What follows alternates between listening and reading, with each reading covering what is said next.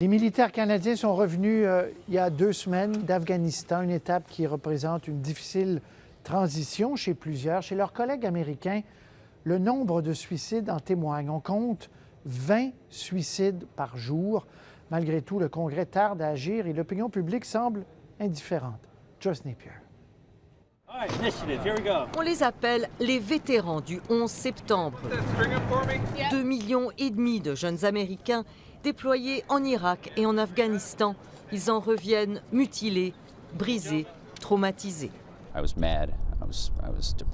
Déprimé, en colère, sans aide et sans espoir à l'âge de 20 ans, le sergent Christopher Goldsmith a essayé de se suicider.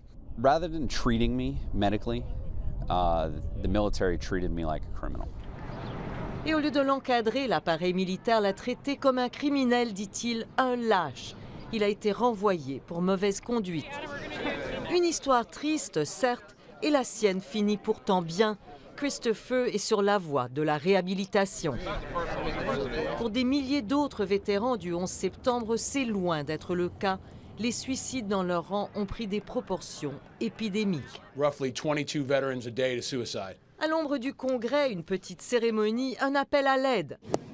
Des anciens combattants et leurs familles plantent des drapeaux pour chaque suicide de soldats. En moyenne, 22 par jour aux États-Unis, près de 8000 par an. Le département des anciens combattants est forcément débordé. Les blessés et les mutilés sont la priorité. La détresse psychologique est donc négligée. Adam Renteria en sait quelque chose. Il est revenu de la guerre, la mort dans l'âme, suicidaire, violent et méchant.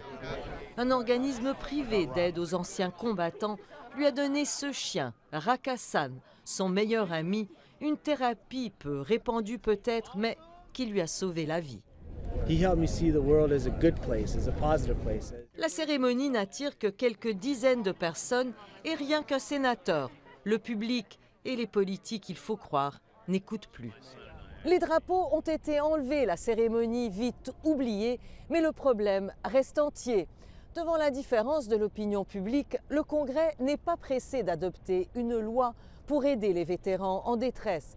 Pas étonnant alors que les anciens combattants américains se sentent abandonnés. Ici Joyce Napier, Radio-Canada, Washington.